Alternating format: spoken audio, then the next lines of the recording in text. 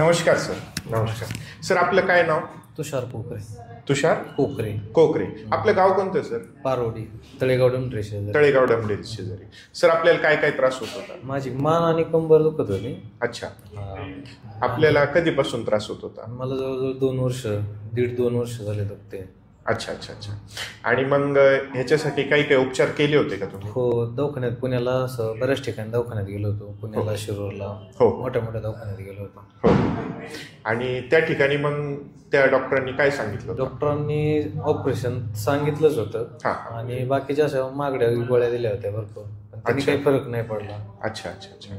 आणि मग आपला पत्ता कसा कळाला तुम्हाला इथं? मी एक दिवस असंच इंस्टाग्रामवर तुमचं पाहिलं होतं पेजवर, मग तिथून नंबर मिळाला. हो. आणि मग इकडं आलो. अच्छा. आणि मग इथं आल्यानंतर आम्ही जे उपचार केले, काय काय उपचार केले?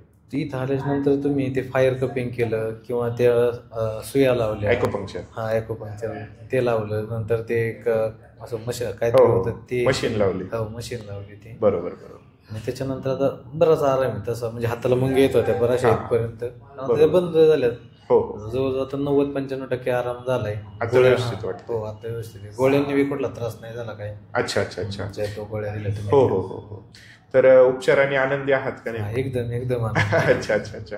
सुरुवातीला आधी काय काय त्रास व्हायचा? सुरुवातीला पूर्ण ह्या मानापासून असे दोन्ही बाजू पूर्ण निम्म्या म्हणजे दोन्ही हातांच्या मध्ये दुखायच्या. ते इतक्या दुखायच्या ना हाताला इथपर्यंत मुंग्या, म्हणजे डोळा उघडला की मुंग्या चालू. अच्छा. आणि कवा बी जागा आली तरी असं नकोच वाटायचं, इतकं असं दुखायचं. बरोबर बरोबर.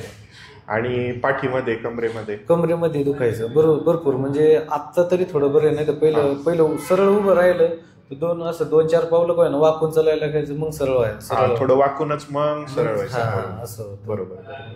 आता व्यवस्थित आहे? एकदम व्यवस्थित. म्हणजे पहिल्यापेक्षा लय आराम आहे. मुंग्या आता फार कमीच होऊन गेल्या. मग काम करण्यामध्ये उत्साह वाढला ना. आणि असं माणसात सुद्धा बसलं तरी असं एक चित्त लागत नसायचं, दुखायचं. त्याच्या दुखण्यावर जास्त करून लक्ष राहायचं. बरोबर बरोबर. आता पहिल्यापेक्षा व्यवस्थित. तर पेशंटला L4-L5 आणि सर्वायकल मध्ये पण डिस्बल झालेलं होतं.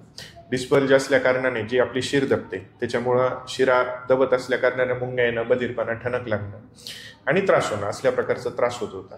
आपण acupuncture, acupressure, fire cupping, bone setting सोबत काही हर्बल मेडिसिन्स यांचा वापर केला आणि पेशंट्सला आज बऱ्यापैकी बरं वाटतंय. जेणेकरून पेशंट चालतं फिरतं, सगळ्या गोष्टी त्यांच्या रोजच्या दिनचर्या करू शकते.